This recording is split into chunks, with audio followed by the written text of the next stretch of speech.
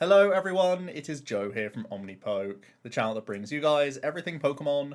If you're looking for PTCGO codes, including the stuff from Crown Zenith, make sure you check out the Potown store. You can get a 5% discount on your orders using that code OmniPoke.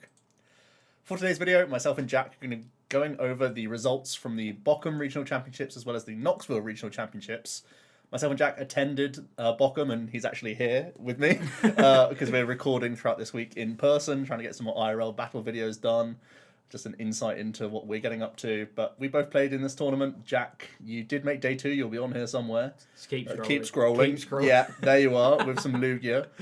No need to look at that list. I bombed out with Lost Box Rayquaza after facing a lot of flying Pikas, unfortunately. But yeah, we'll be looking at the top 8 deck lists and also the breakdown. It looked like it was still around that sort of 30, I think it was like 37% Lugia in day 2. With still a good amount of Mew and Lost Box. But Milos was able to take the win with a Vikavolt Lugia build. What do you think? Yeah. So you're the Lugia expert between the two of us. What do you think this is in here for? I think specifically because like it's supported with the Zapdos as well, right? Yeah, I mean, yeah. So the Zapdos is actually the biggest surprise for me. Really committing to this the Vikavolt in here. I think it's realistically, I think it's probably a great mirror card and a great card for Lost Zone. Just when, particularly just trying to slow them down. It reminds me of a bit like a Raikou or a Stoutland or something.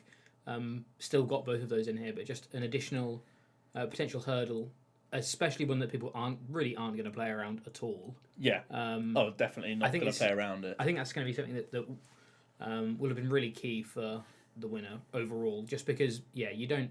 Looking at a Lugia list, you don't think, I need to, get rid of my items super early. There's Lost Boxes very much look at trying to sort of win back on catch-up mechanics, and again, you're not really thinking about your game plan is completely different going into Lugia. So I expect there was a lot of value into a lot of Lost Boxes, but also just being able to poke Lugias for a bit more than just like a 50 damage or whatever. Being able to do push up to 100 if there's no Dunsparce in play and stuff like that can really set stuff up for later on. It means that your Raikous and stuff and Charizard, you don't need to rely on all of these other additional damage mods or anything like that. Plus, also, again, that extra disruption. Going first and getting a Vikavolt and paralysing bolting can actually probably really be kind of disruptive, even though they've had a turn of items and had supporters as well. Feels like though if you have a bull search for Vikavolt, you have a bull search for the fish most of the time. Yeah. Right? Surely you would just go bossing at that point. Yeah, going bossing is definitely still really important. I guess probably Lost Box is a bigger. That's for me what it feels like, right? Because especially with a Zapdos down, you can knock out Cram, you can Gust knock out Manaphy for weakness even without Zapdos. Yeah. And then just say you can't gate respond me. And it's another Pokemon that they can't Sky Seal Stone into. As well, so it probably helps you make those 2-for-2 trades. Like Stoutland were 2-for-2. Raikou is trying to up trade, so if you bolt through a Manaphy, they can't rod it back, which guarantees your Raikou play. I don't necessarily think we'll see it with Zapdos all the time. Maybe it's just that one-off that comes in. Yeah, I'm gonna say I think Zapdos is probably nice, but I don't just think bench it's space. Yeah, it's such a big commitment. I don't think it's massively necessary. I'm trying to work out what the spaces are. Looks like there's a Luminion cut and a supporter card in general cut from. Yeah, you'd normally see a research or a lists. Marnie. Yeah, and you flip flop a speed for like the V Guard or the Wash or whatever else. But this is only 15 rather than 16, so already you're definitely eating into some space. But I would imagine for this tournament exactly the value that Vikavolt gave just from people not playing around it was probably huge. Yeah. Probably one of these techs that won't actually be massively impactful for the next the next tournament or two because it will be a bit more on everyone's radar. But when not expected, it seems really strong. What I think is hilarious is it just seems to be the Polish contingent of players that all love Vikavolt and see the value of it, and it feels like the rest of Europe and maybe the world don't believe in it as much as them. Yeah. And they're just harvesting points this season with item lock. Yeah. Let's have a look at the Goo that got second place. I actually think Vikavolt is probably very good against Goodra as well, to be honest, because they are so invested in Mirage Gate. This list doesn't even play Raihan. So it's slow attaches to Goo if you're just sat there bolting, which is pretty incredible. This list isn't playing Parasols, it's just playing Choice Belt, which I think was a really good call. I was saying this before the tournament, that it makes a lot of sense to belt up. It helps you against the control matchups. It helps you against anything that's just putting down Vs, and you can actually combine it with boss's orders just to speed up your game plan. Yeah. And just offsetting what your opponent's expecting of you is very helpful. So I really think that's solid. And obviously it's very good against the Dragonite build, Azul's Lost Box, because you need to hit through that in one turn, realistically. Yeah. So that makes a ton of sense. Outside of that, it's a very cookie-cutter list. Yeah, I was going to say, I liked how simple these... One thing I really like about these Gudra lists is they very often are just... It's a Lost Zone deck, but it's not a fully Lost Zone deck, but it feels like a Lost Zone deck 'cause it's just all 4 ofs and trying to get into this game plan of just having... realistically 2 Gudras. Yeah, like you say, it's a bit sketchy. I feel like you really need right hands to be able to realistically threaten 2 Gudras a lot of the time. It does scare me. I played against a couple of Gudra this weekend, and there was times where if they because they're so fragile and when they're not rolling ironing, you have to be able to set one up really, really quickly. You can't leave one just a slow attach onto the bench. So. Yeah. The one thing I like is that they're very invested in switch cards. I think this is a lot more than normal Goo in terms of switch outs to get you to that 7 that little bit faster. So maybe that's the trade-off. Yeah. They just want to dance as quickly as possible. More Lugia in top 4. This is more of a straightforward build. I think we've seen this over and over and over again, essentially, this list. Not playing any excess supporter, I guess. Like no Irida, Skylar, or Birdkeeper is the only contentious decision. Yeah. And no Serena. Looks like it's in favour of a 3rd V-Star, but I think this, bar that one change, is pretty much the cookie-cutter Lugia list these days. Yeah.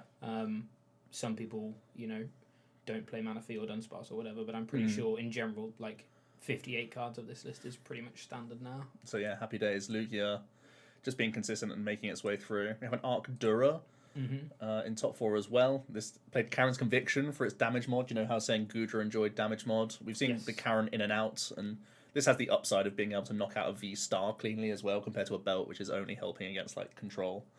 So that's kind of cool. Quad Tower as well, to give yourself a few additional early game draws. You don't see that all too often. You normally see more disruption support stadium cards. Yeah. But I really like giving yourself a little bit of extra push. And it makes cards like the Karen's Conviction stronger. Yeah. Which is reasonable as well. I actually played this player at round 1 of day 2, and the towers were brilliant for them. Being able to got them to play the game. Yeah. I mean, just being able to boss and still draw cards and just still get towards other supporters was just really, really important. So choosing the raw draw rather than Gears, which we've seen a ton of, right? Yeah. Whereas Gear is just so unhelpful on turn 1, these are much more versatile options to draw, which I think is very intelligent. It's what we saw Evenhoff do to a really high placement before. It's a deck where you just want to get into the game, and whilst Gears do that if you're going second, not doing that going first is, especially in a format that's so aggressive with Lugia, just hunting down 2 prizes, it makes a lot of sense. We see Sen playing Reggies. He's been playing that for a few tournaments now, finally making it into that top 8. Has the Cape of Toughness, which I suppose is kind of the only tech card. Choosing not to play any Rope or any Yell Horn, so basically no respect to Gudra or anything like Flying Pikachu or Ice Cube, just saying, whoops, I hit it, sorry about that, and just hoping to get into the game. It's strange to still choose to play Boss, I think, when you don't play Rope as well. Because I feel like you should just have the extra draw card. I'm going to say, if you're committing to not being able to deal with those kinds of 1 prizes, then just committing to trading up whilst also having more draw power in Serena does make a lot of sense. But then again, I guess Boss does help with things like early disruption from dealing with Manaphy and Dunsparce and stuff like that early. So I suppose there's upside here and there. Yeah, I guess I'm thinking it as just a counter to counter card. Yeah. But yeah, I suppose that's also true. You can put a lot of pressure on, certainly Lugia, if you do deal with their Dunce or Manaphy. Yeah. Either way, you can put a lot of pressure on. But otherwise, very straightforward. Reggie's, it kind of has to be at this point. Another Arcdura making top 8. This time it's the more similar stadium count that we've come to sort of know. It is playing Raihan. It's also playing Rocks, which we haven't seen a lot of in Arcdura. It's normally just like Marnie's. Yeah, feels like a lot of the time the game plan is actually just bossing your opponent out of the game rather than disrupting them. But Roxing someone and then making them get through 330 HP potentially twice is still a very solid game plan. And I guess it stops things like Lost Vacuum and Jammer and all that kind of stuff. So it means your Parasols are hopefully a little bit more live. in those moments where an opponent's trying to build a combo to just win the game. Mm-hmm. I think that's pretty important for all, again, Lost Box. I feel like spamming these better than bossing a lot of the time. Yeah, 100%. So a lot of respect there to Lost Zone decks, makes a lot of sense. Mm-hmm. So yeah, Gears and Towers both doing well here. And more Lugia rounding out the top 8, no surprises really. It looked like there was a lot more in EU top 8 than there was for NA. Yeah. And this time we're seeing the Cancelling Clone, as well as the Irida mini package with the double fish. Yeah. And also playing Birdkeeper, so some respect to Control, some respect to Paralysis Shenans. Is the full suite of basic tech mons.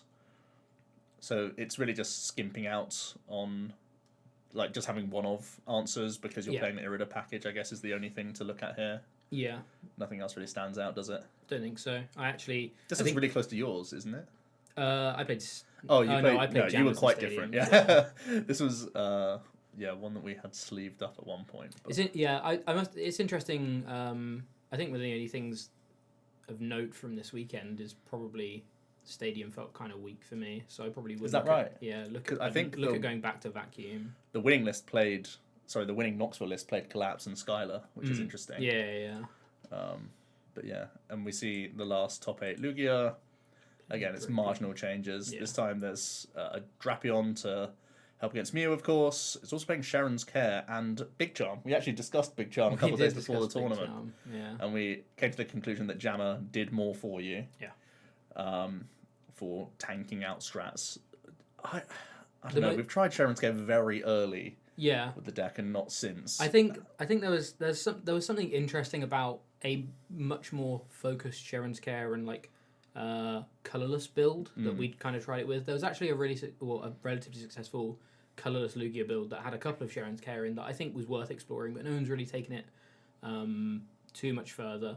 The scariest thing for me is just the support account in this list. 2 research, 2 mana is crazy to me. Especially in favour of cards like Irida and Sharon's Care, which, whilst they are brilliant, they're only brilliant once you've actually successfully pulled off getting 2 Archeops into play, I feel. And the super thin Lugia with only 2 capture as well. This seems like the greediest list we've looked at so far, pretty much. Yeah. 4 tech cards, like you said, essentially. Yeah, it's also interesting playing the Drapion as well, because I really don't... I feel like there's a lot of answers... Lugia already has a lot of answers to be able to deal with Mew. It's... Well, yeah, go on. It just doesn't feel like there's necessarily a need... If you're playing Belt, if you weren't playing... Like, in my mind, I wasn't playing Belt, I was playing Jammers, so maybe, I lose a little bit of that sort of push potential, but you have Yveltal, you have Quad Powerful plus...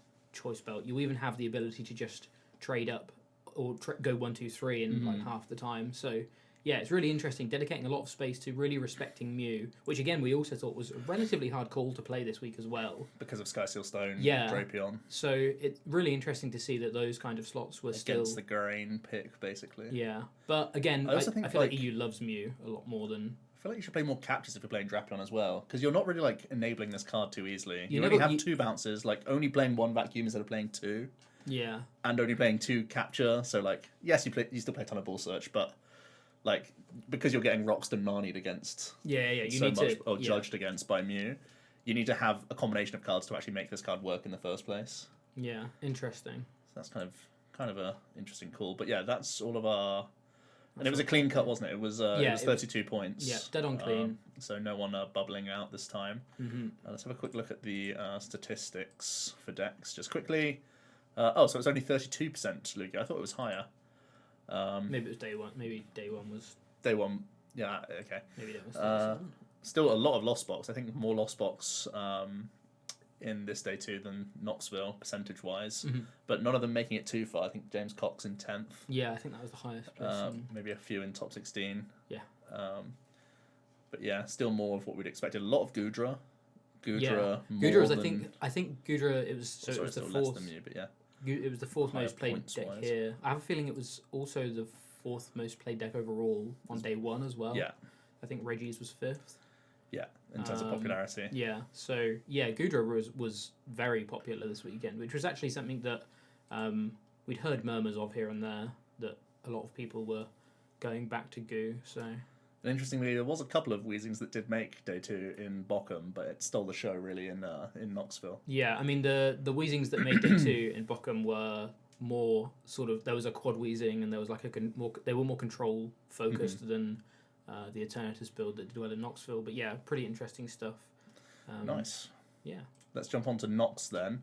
Andrew Hedrick with another win, which is an absurd accomplishment. 1,000 player tournaments. I think it's 2 or 3 weeks apart. And he was 13-0 as well. Yeah, he almost went undefeated. I don't even know whether his 2 losses were scoops or what. Like, one was a double brick, apparently. Oh, okay. So at least he lost at least once this weekend, but maybe only once. Yeah, pretty insane. And I have a feeling it's card for card the same. No. So they cut Capturing Aroma for 3rd physical Lugia, which is, I don't know, is that just because of prizing? Is that because you're respecting Vikavolt? I'm not really sure what the percentages are there, really. For me, it's just because it's a better card. You are. Shots fired, Jack. We've done some testing with Capturing Aroma post rotation, and it is woeful. So it is woeful. Whilst you don't have to play the card, I would love to. I do get the mindset behind Capturing Aroma. To be fair, though, we were talking at the weekend, and this deck is basically just ball search cards. Like, it's Pokemon ball search cards and energy. So just having more ball search cards is never really a bad thing. Yeah. I think it's probably very marginal. So yeah, I would imagine it's something like a higher expectation of Vikavolt is probably what led them to. Yeah. There's not many matchups where you want to go double Lugia. It's actually very few and far between that you end up going double Lugia. You basically end up going into a 1 prize game plan after you've committed your first Lugia. But every now and again there will be situations where double Lugia, just for the HP on them, basically.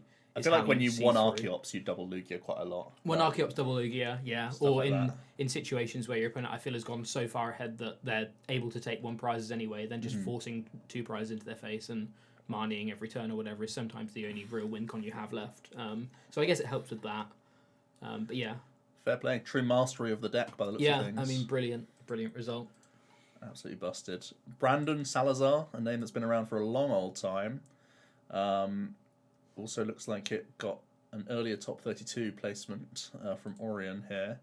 But it's a Eternatus Weezing deck, so it essentially tries to buy time with the Severe Poison.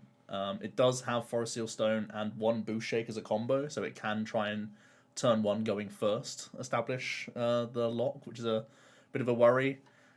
Based on how we saw Brandon play, it looks like sometimes he will just try and be lone Weezing board state and then get to the point where he gets ahead enough to be like, right, I'm going ahead enough in prizes this turn, let's bench everything and become just a racing deck after that. Yeah. And against some matchups like me, you're going to try and hit them once with this guy and once with this guy, that sort of thing.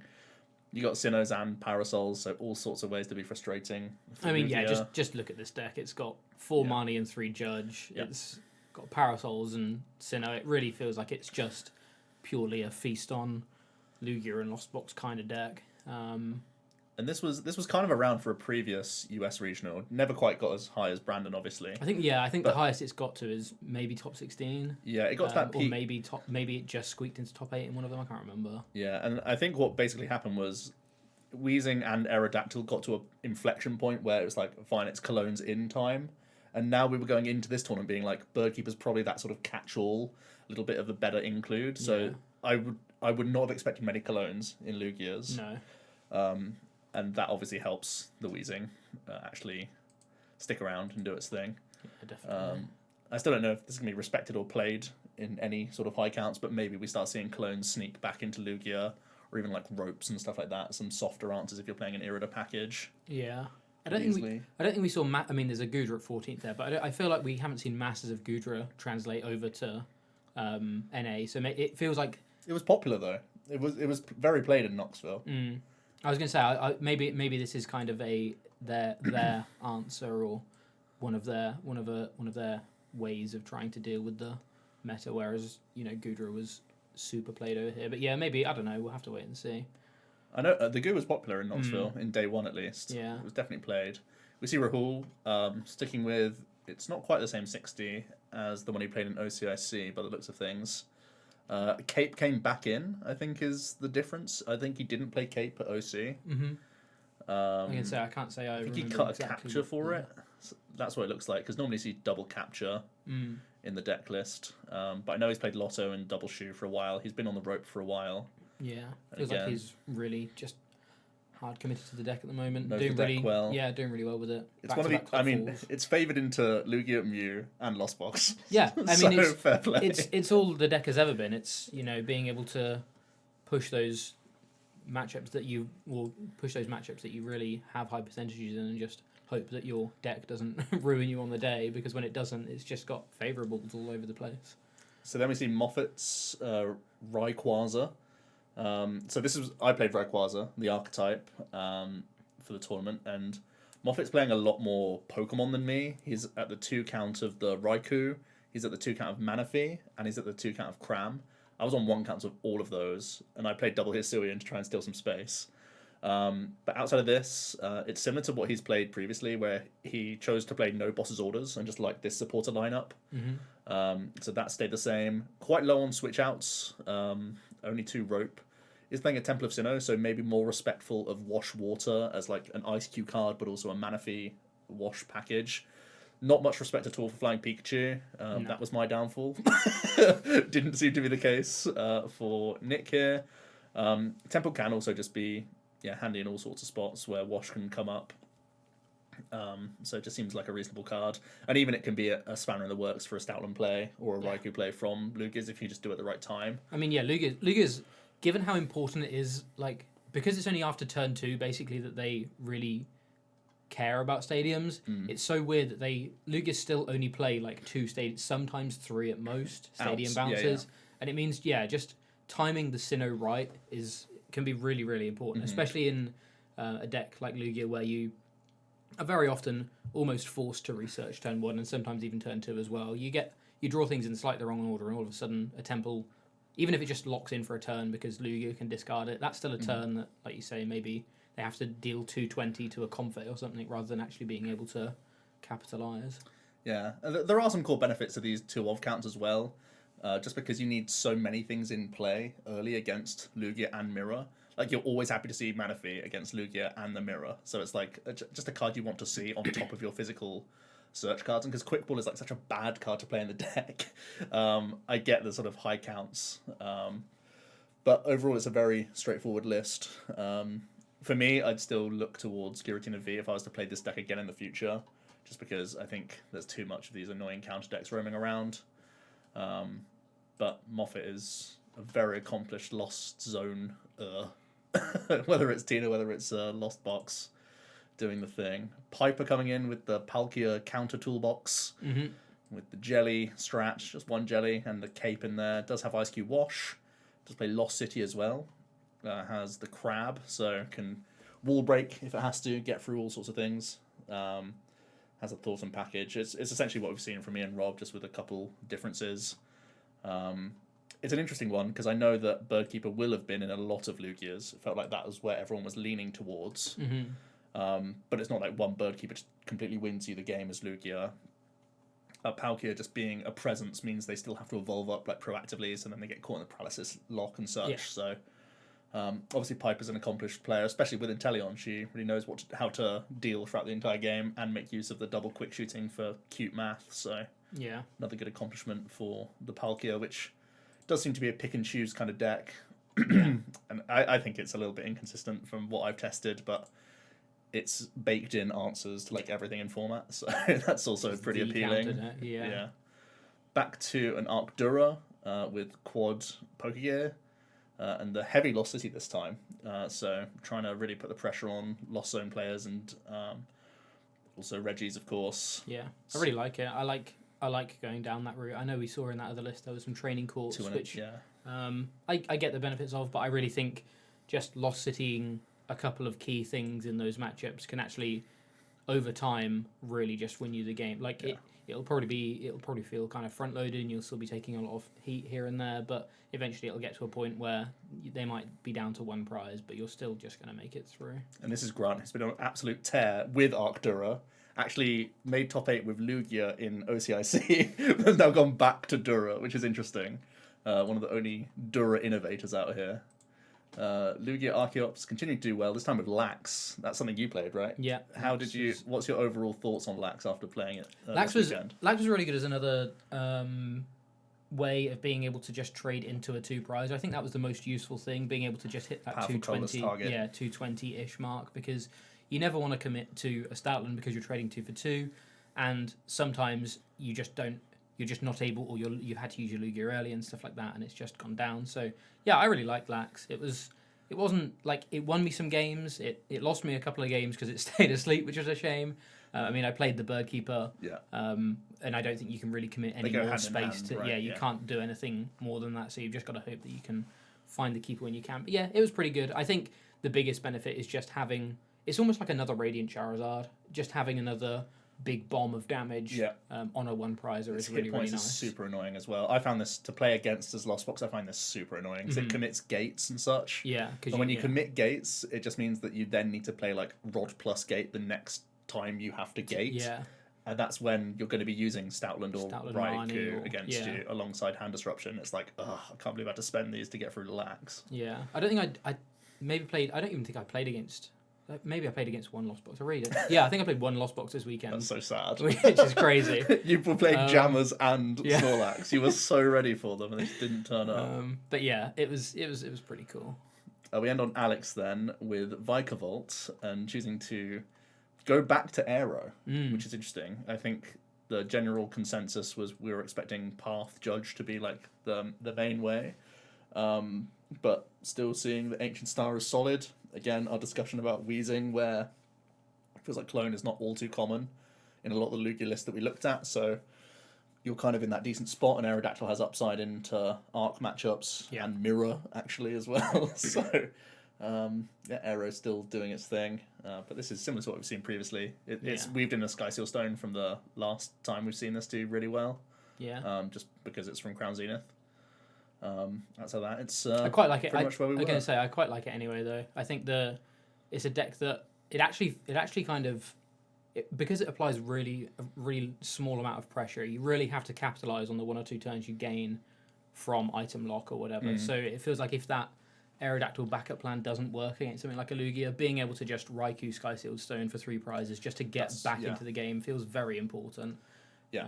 Similarly, I feel like Mew can very quickly, with the amount of gusting and stuff they have, they are very quickly able to just trade 2 for 2 on you, where you're doing absolutely no damage and you're really not able to. You have like 1 big bomb with Drapion, so making it even bigger and just trying to take 4 prizes and then just saying, I just need to somehow get through a Genesect at some point during this game, feels really, really important, I think. The biggest thing for me is just 1 Judge, 1 Marnie. Like, I feel like there's it used to just be 1 Judge. It used to be 4-1-1. So it's playing 1 extra Hand Disruptor to normal. Crazy. Crazy. That's how the support line has been. You just cycle to the bottom with constant Melanie Shoe frog players, basically. And Wild. Speed. Yeah. So I think this is almost extra probably to Lost Zone decks, essentially. Probably. And I suppose it's if you've gone first into Lugia, it's a great play, right? Definitely. To bolt Judge of Marnie. Mm-hmm. So there you go. That's the other top 8. Let's have a look at the statistics again here. This time it's 33% for Lugia. Got some Vikavolt. Very high, actually. Did really well overall. Almost as high as Lost Box. More than Mew in terms of the amount in day 2. Same as Reggie's. So seemed like a really good call. And like you said, you're actually right. There's a lot less Gudra in this day 2. So it makes sense that Vikavolt really had a decent showing. Yeah. Had a decent time. Just a little bit dodgy into the Reggie matchup. So it's not like you're just worried about Gudra. But again, solid game plan into Lugia. Certainly a good game plan into Lost Zone. I found that really tricky. It was one of my losses, actually. Very close games. But it can definitely go awry for you. And an easy game plan into Mew, which we've seen many times now. But Skyseal Stone is creeping into more things, making it more difficult for Mew, even, where they can't even Roxanne you anymore if you map out the right way around. And because you have turn 1 pressure from Raikou, that can easily happen. If you go second and Raikou hits, because they have to go wide, then you're just hunting for a stone play for game. But yeah, not too much else. I think the Eternatus is the only real sort of question mark in the mix of how Lugia's adapt going forward. I don't think there's much need for adaptation for the other decks, really. Maybe just more ropes in Lost Box or something along those lines. Yeah, I think that makes the most sense. It's interesting to see whether, because obviously that the sort of the lone wheezing strategy is something that the deck definitely can try and force. It'll be interesting to see whether we start seeing maybe I don't know, just a way of being able to just deal with a lone wheezing, like an easy a way of being able to deal with a lone wheezing to try and stop people doing that, to at least force them to play the game and maybe put more basics down, which then turns the ropes on or the bosses on, that kind of stuff. So yeah, I think that's the only thing that decks can really do to adapt, probably, other than obviously colognes and stuff like that. I feel like cologne's the easiest to include though, right? Just because we're already thinking about Irida package. Yeah. So it feels like a slot that could easily come in. So again, it's like Brandon picked the right time for the deck. Maybe the very next tournament isn't the right time, but just sort of have it on the radar for when you think it's, just being under-teched for, under-prepared for. But yeah, I think it's Perth this weekend coming up. Yes. And there's more in the US as well to come. We still have a special in this format, so there's still lots more to talk about. I think we're down to 4 now. I believe there's four tournaments left of this format. Stunning. Right. Well, there you go. Couple of really interesting tournaments there. And we'll see you for another video tomorrow. Cheers.